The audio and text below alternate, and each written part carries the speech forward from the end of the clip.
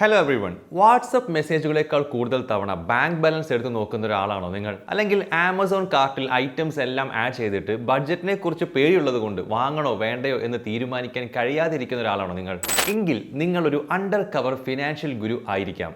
ഇതിപ്പോൾ എന്താ സംഭവം എന്നല്ലേ? ഈ വീഡിയോ മുഴുവൻ കണ്ടു കഴിഞ്ഞാൽ സംഭവം എന്താണെന്ന് മനസ്സിലാവും. ഇന്നത്തെ വീഡിയോ പണം നന്നായി കൈകാര്യം ചെയ്യാൻ കഴിവുള്ള ആളുകളുടെ 8 ലക്ഷണങ്ങളെക്കുറിച്ചാണ് നമ്മൾ പറയുന്നത്. ഇനിയിപ്പോൾ ഞാൻ അങ്ങനെയുള്ള ഒരാളൊന്നും അല്ലല്ലോ, നമുക്ക് പണം കൈകാര്യം ചെയ്യാൻ അത്രയ്ക്ക് അറിയൊന്നും ഇല്ലല്ലോ എന്നൊക്കെയാണ് നിങ്ങൾക്ക് തോന്നുന്നതെങ്കിൽ നിങ്ങൾക്കാണ് ഈ വീഡിയോ ഏറ്റവും കൂടുതൽ വേണ്ടത്. അപ്പോൾ നമുക്ക് ഒരുമിച്ച് ഈ 8 സയൻസ് മനസ്സിലാക്കി എങ്ങനെ നമ്മുടെ പണത്തിൻ്റെ മാസ്റ്റേഴ്സ് ആകാം എന്ന് കണ്ടുപിടിക്കാം. റെഡി അല്ലേ? അപ്പോൾ തുടങ്ങുന്നതിന് മുമ്പ് ആ സബ്സ്ക്രൈബ് ബട്ടൺ ഒന്ന് പ്രസ് ചെയ്ത് കഴിഞ്ഞാൽ നിങ്ങൾക്ക് എല്ലാ ദിവസവും പേഴ്സണൽ ഫിനാൻസ് അതുപോലെ തന്നെ സ്റ്റോക്ക് മാർക്കറ്റ് ഇതൊക്കെയുമായി ബന്ധപ്പെട്ട് നിങ്ങൾ അറിഞ്ഞിരിക്കേണ്ട ക്വാളിറ്റിയുള്ള വീഡിയോസ് കാണാൻ കഴിയും. ഗ്രോ മലയാളത്തിലേക്ക് സ്വാഗതം. ഇന്നത്തെ വീഡിയോ നമുക്ക് സ്റ്റാർട്ട് ചെയ്യാം.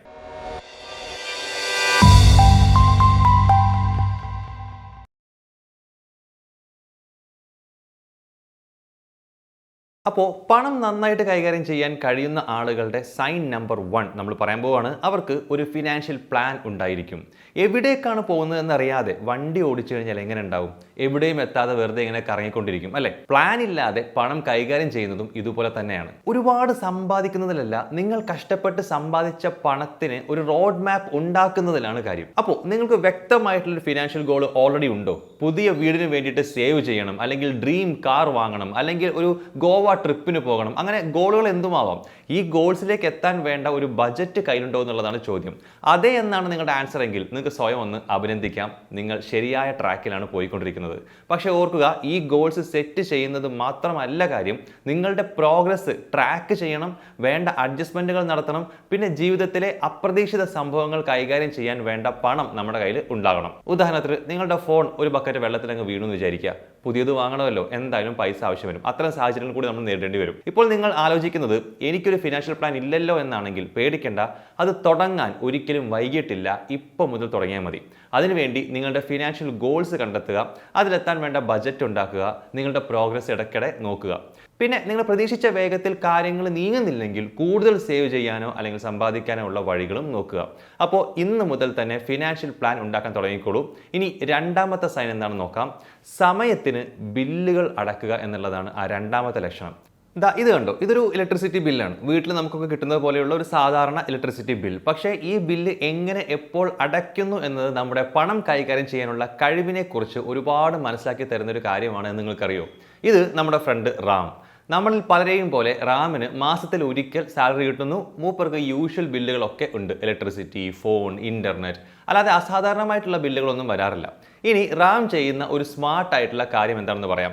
സാലറി കിട്ടിയ ഉടനെ തന്നെ എല്ലാ ബില്ലും അടയ്ക്കുന്നു എന്നുള്ളതാണത്. മാസാവസാനം വരെ അല്ലെങ്കിൽ അടുത്ത സാലറി വരെ പുള്ളിക്കാരൻ വെയിറ്റ് ചെയ്യാറില്ല. ചുരുക്കത്തിൽ പൈസയുടെ കാര്യത്തിൽ അയാൾ പ്രോ ആക്റ്റീവ് ആണ് എന്നാണ് അർത്ഥം. ഇതിലെന്താണ് ഇത്ര വലിയ കാര്യം എന്നാണ് അപ്പോൾ ആലോചിക്കുന്നത്? പറയാം.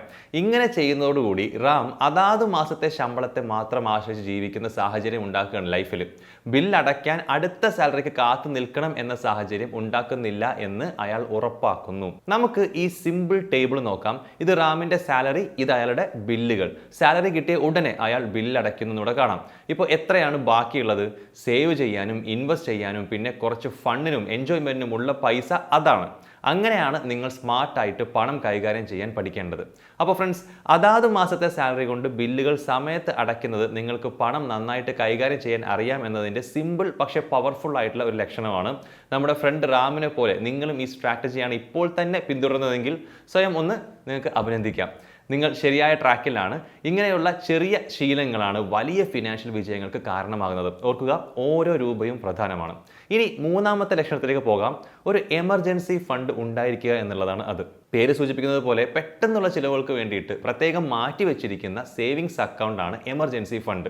അപ്രതീക്ഷിത മെഡിക്കൽ ബില്ല് അല്ലെങ്കിൽ പെട്ടെന്നുള്ള കാർ റിപ്പയർ പോലെ ജീവിതത്തിലെ അപ്രതീക്ഷിത ചെലവുകൾക്ക് ഒരു സേഫ്റ്റി നെറ്റ് ആയിട്ടാണ് ഇതിനെ കാണാൻ പറ്റുക നമുക്ക്. അപ്പോൾ ഈ ഫണ്ട് എത്ര ഉണ്ടാകണം? 3 മുതൽ 6 മാസത്തേക്ക് വരെയുള്ള ജീവിത ചെലവുകൾക്ക് ആവശ്യം വരുന്ന തുക മാറ്റി വെക്കണം എന്നാണ് പൊതുവെ പറയപ്പെടുന്നത്. നിങ്ങളുടെ മാസം തോറുമുള്ള ചെലവുകൾ ഏകദേശം 20,000 രൂപയാണെന്ന് ഇരിക്കട്ടെ. അതിനെ 6 കൊണ്ട് മൾട്ടിപ്ലൈ ചെയ്ത് കഴിഞ്ഞാൽ നമുക്ക് എത്ര കിട്ടും? എമർജൻസി എമർജൻസി ഫണ്ട് ആയിട്ടുള്ള ഏകദേശം 1,20,000 രൂപയായിരിക്കും നമുക്ക് കിട്ടുക. ഇതൊരു വലിയ തുക ആണെന്ന് തോന്നുന്നുണ്ട് അല്ലേ? പക്ഷെ പേടിക്കേണ്ട, ഇതുകൊണ്ട് നമുക്ക് ഉപയോഗമേ ഉണ്ടാവുകയുള്ളൂ. ഈ പണം സേഫ് ആക്കി വെക്കാൻ സേവിങ്സ് അക്കൗണ്ട് അല്ലെങ്കിൽ റിക്കറിംഗ് ഡെപ്പോസിറ്റ് ഉപയോഗിക്കാം. പിന്നെ സേവിങ്സ് ഓട്ടോമേറ്റ് ചെയ്യാം. നിങ്ങളുടെ സമ്പാദ്യത്തിൽ നിന്ന് നേരിട്ട് എമർജൻസി ഫണ്ടിലേക്ക് ട്രാൻസ്ഫർ സെറ്റപ്പ് ചെയ്ത് വെച്ച് കഴിഞ്ഞാൽ അത് അടിപൊളിയായിരിക്കും. നമ്മൾ ഈ എമൗണ്ട് എപ്പോഴും കാണുന്നില്ല, അതിനെക്കുറിച്ച് ഓർക്കാനും പോകുന്നില്ല. പക്ഷെ ഒരു ആവശ്യം വരുമ്പോൾ അത് അവിടെ ഉണ്ടാവും. ജീവിതത്തിൽ ഡാർക്ക് സീനായിട്ടിരിക്കുന്നതിനേക്കാൾ സേഫ് ആയിരിക്കുന്നതല്ലേ നല്ലത്. അപ്പോൾ നിങ്ങൾക്കൊരു എമർജൻസി ഫണ്ട് ഓൾറെഡി ഉണ്ടെങ്കിൽ കൺഗ്രാറ്റുലേഷൻസ്, നിങ്ങൾ ശരിയായ ട്രാക്കിലാണ്. ഇല്ലെങ്കിൽ ഇപ്പോൾ തന്നെ തുടങ്ങുക. ചെറുതായി തുടങ്ങി ഓരോ മാസവും കുറച്ച് സേവ് ചെയ്ത് മുന്നോട്ട് പോവുക.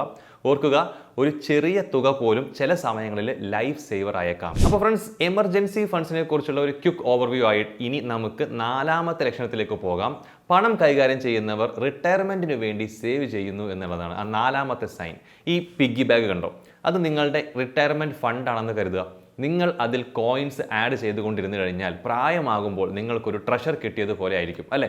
അതാണ് യഥാർത്ഥത്തിൽ റിട്ടയർമെന്റ് പ്ലാനിങ്ങും. റിട്ടയർമെന്റ് പ്ലാനിനുള്ള ആദ്യ സ്റ്റെപ്പ് ഒരു ഗോൾ സെറ്റ് ചെയ്യുക എന്നുള്ളതാണ്. ജോലി നിർത്തിക്കഴിഞ്ഞാൽ കംഫർട്ടബിൾ ആയിട്ട് ജീവിക്കാൻ എത്ര പൈസ വേണം എന്ന് നമുക്കതിന് വേണ്ടിയിട്ട് അറിയണം. രണ്ടാമതായിട്ട് സേവിങ്സ് വ്യാപിപ്പിക്കുക എന്നുള്ളതാണ്. അതെന്താണ് സംഭവം നമുക്കൊന്ന് എക്സ്പ്ലെയിൻ ചെയ്യാൻ. പലതരം റിട്ടയർമെന്റ് പ്ലാൻസ് അവൈലബിൾ ആണ്. അപ്പോൾ അതിനെക്കുറിച്ച് നമ്മൾ അറിഞ്ഞിരിക്കണം. ഇൻഷുറൻസ് ബേസ്ഡ് പ്ലാൻ ഉണ്ട്. ഇത് ഇൻഷുറൻസ് കമ്പനികളിൽ നിന്നുള്ള ഡെത്ത് ആൻഡ് റിട്ടയർമെന്റ് ബെനിഫിറ്റ്സ് തരുന്ന പേഴ്സണൽ പെൻഷൻ പ്ലാൻ ആണ്. പിന്നെ എംപ്ലോയ്മെന്റ് ബേസ്ഡ് റിട്ടയർമെന്റ് പ്ലാൻസ് ഉണ്ട്. EPF അല്ലെങ്കിൽ എംപ്ലോയീസ് പ്രൊവിഡന്റ് ഫണ്ട്. നിങ്ങൾക്ക് ജോലി ഉണ്ടെങ്കിൽ നിങ്ങളും എംപ്ലോയറും കോൺട്രിബ്യൂട്ട് ചെയ്ത് റിട്ടയർമെന്റ് ഫണ്ട് ഉണ്ടാക്കുന്നതാണ് ഇത്. അടുത്തത് പബ്ലിക് പ്രൊവിഡന്റ് ഫണ്ട് അല്ലെങ്കിൽ PPF. നിങ്ങൾക്ക് സെക്ഷൻ 80C കീഴിൽ ആനുവലി 1,50,000 വരെ ടാക്സ് ബെനിഫിറ്റ്സ് നേടിക്കൊണ്ട് ഇൻവെസ്റ്റ് ചെയ്യാവുന്ന ഒരു ഗവൺമെന്റ് സംരംഭമാണ് ഇത്. അടുത്തത് നാഷണൽ പെൻഷൻ സ്കീമാണ്. ഇത് സെക്ഷൻ 80Cയിലെ 1.5 ലക്ഷം ലിമിറ്റിന് പുറമെ സെക്ഷൻ 80CCD1B കീഴിൽ 50,000 വരെ ടാക്സ് ഡിഡക്ഷൻ നേടാവുന്ന ഗവൺമെന്റ് ബേസ്ഡ് പ്ലാൻ ആണ്. കൂടാതെ 10 വർഷത്തിന് ശേഷം ചില നിബന്ധനകൾക്ക് വിധേയമായിട്ട് നിങ്ങൾക്ക് ഇതിൽ നിന്ന് പാർഷ്യൽ വിത്ഡ്രോവൽ ചെയ്യാവുന്നതുമാണ്.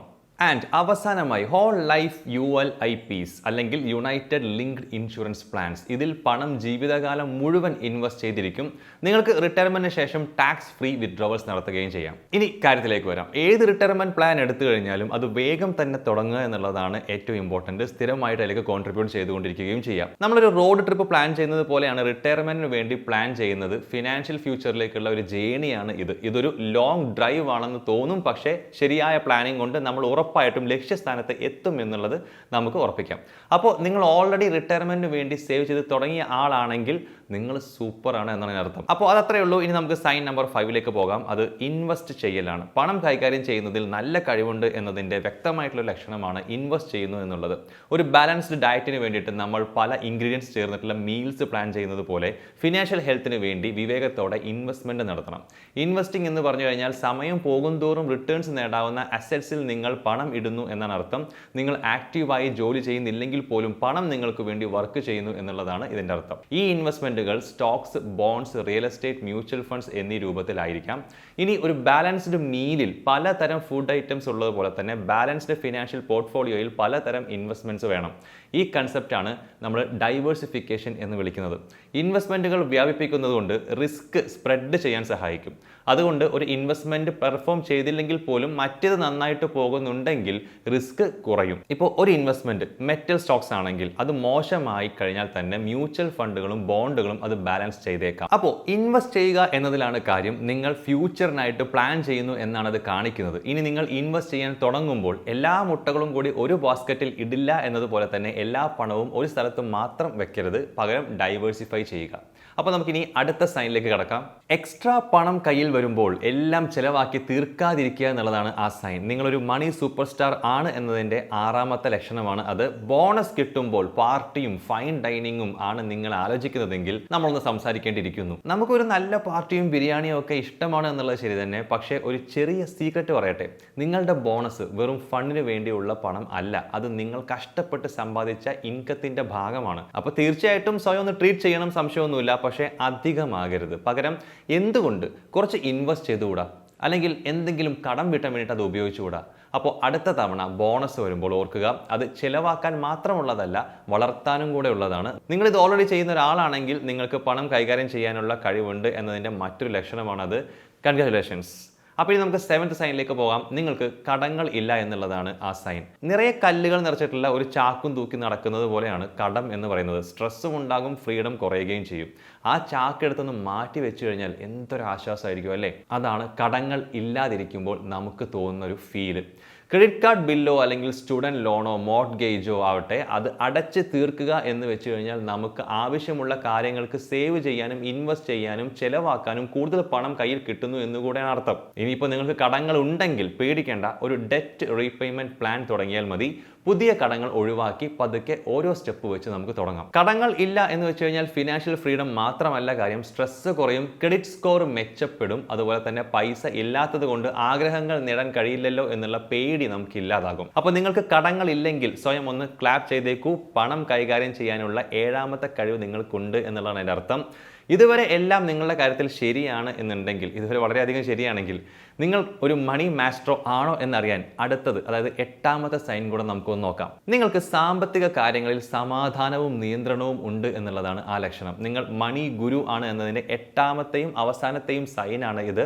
നമ്മളൊരു സൈക്കിൾ ഓടിക്കാൻ പഠിക്കുന്ന സമയത്തൊന്ന് ആലോചിച്ച് നോക്കുക. ആ ബാലൻസ് ഒക്കെ കിട്ടാൻ വേണ്ടിയിട്ട് ആദ്യം നമ്മൾ നന്നായിട്ട് കഷ്ടപ്പെടും, ആദ്യം അത് ആടി ഉലഞ്ഞ് വളഞ്ഞൊക്കെ പോകും. പക്ഷേ പ്രാക്ടീസ് കൊണ്ട് നമ്മൾ പതിയെ സ്മൂത്ത് ആയിട്ട് അത് ഓടിക്കാൻ തുടങ്ങും. അതൊരു നല്ല ഫീലിംഗ് അല്ല. ആ സമയത്ത് സൈക്കിൾ ഓടിക്കാൻ പഠിക്കുന്ന സമയത്ത് ഉണ്ടാകുന്ന ഒരു ഹാപ്പിനെസ് ഉണ്ടല്ലേ. പണം കൈകാര്യം ചെയ്യുന്നതും ഇതുപോലെ തന്നെയാണ്. തുടങ്ങുമ്പോൾ വെല്ലുവിളിയായിട്ട് തോന്നാം, ബില്ല്, ചെലവ്, ഇൻവെസ്റ്റ്മെന്റ് എല്ലാം പല സ്ഥലങ്ങളിലായിട്ട് ഇങ്ങനെ കിടക്കും. പക്ഷേ കാലം പോകും തോറും നിങ്ങൾ എല്ലാം ബാലൻസ് ചെയ്യാൻ പഠിച്ചിരിക്കും. പിന്നെ നിങ്ങൾക്ക് ബില്ലും കടവും ഒന്നും ഓർക്കാതെ മനസ്സമാധാനത്തോടെ രാത്രി ഉറങ്ങാൻ പറ്റുമെന്നുള്ളതാണ്. എന്നെ കൊണ്ട് ഇങ്ങനെയൊക്കെ ചെയ്യാൻ പറ്റുമോ എന്നുള്ള പേടി കൂടാതെ പ്ലാനുകൾ ഉണ്ടാക്കുന്നുണ്ടെങ്കിൽ നിങ്ങൾ ഫിനാൻഷ്യൽ നിയന്ത്രണത്തിന്റെയും സമാധാനത്തിന്റെയും അൾട്ടിമേറ്റ് ലെവലിൽ എത്തിക്കഴിഞ്ഞു എന്നുള്ളതാണ് അർത്ഥം. കുറച്ച് സാഹിത്യം കൂട്ടി പറയുകയാണെങ്കിൽ ഫിനാൻഷ്യൽ സിറ്റുവേഷനെ കുറിച്ചുള്ള സമാധാനം എന്ന് പറയുന്നത് മഴ തോർന്ന് തെളിഞ്ഞിരിക്കുന്ന ഒരു ആകാശം പോലെയാണ്. അത് നമുക്ക് നല്ല ഉന്മേഷവും ഒരു ആശ്വാസവും ഒരു ഹാപ്പിനെസ് ഒക്കെ തരും. അപ്പോൾ ഒരു യഥാർത്ഥ മണി മാസ്റ്ററുടെ 8 ലക്ഷണങ്ങൾ ഇതൊക്കെയാണ്. ഇതിൽ എത്ര എണ്ണം നിങ്ങൾക്കുണ്ട് എന്നൊന്ന് കമന്റ് ചെയ്യാമോ? ഓർക്കുക, ഒരുപാട് പണം ഉണ്ടാക്കുന്നതിലല്ല, സ്മാർട്ട് ആകുക, അറിവ് ഉണ്ടാക്കുക, ഉള്ളത് അത്രയും നോക്കി ചിലവാക്കുക, ഉപയോഗിക്കുക എന്നുള്ളതിലാണ് കാര്യം. ഈ ലക്ഷണങ്ങൾ നിങ്ങൾക്കുണ്ടെങ്കിൽ ബി പ്രൗഡ്. ഇനി ഇല്ലെങ്കിൽ പഠിക്കാനും അറിയാനും വളരാനും ഒരിക്കലും വൈകിയിട്ടില്ല. ഇപ്പോൾ തുടങ്ങുക എന്നതാണ് ഏറ്റവും ഇമ്പോർട്ടൻറ്റ്. അപ്പോൾ ഇനി വീഡിയോ ഷെയർ ചെയ്യാനുള്ള സമയമാണ്. ഈ വീഡിയോ ഉപകാരപ്പെടുമെന്ന് നിങ്ങൾക്ക് തോന്നുന്നവർക്ക് ഷെയർ ചെയ്ത് കൊടുക്കുക. അതുപോലെ തന്നെ ഈ വീഡിയോ ഇഷ്ടമായെങ്കിൽ ഒന്ന് ലൈക്ക് ചെയ്യാനും മറക്കരുത്. നമുക്ക് മറ്റൊരു ഇൻട്രസ്റ്റിംഗ് വീഡിയോ ആയിട്ട് വീണ്ടും കാണാം. Thank you for watching. By.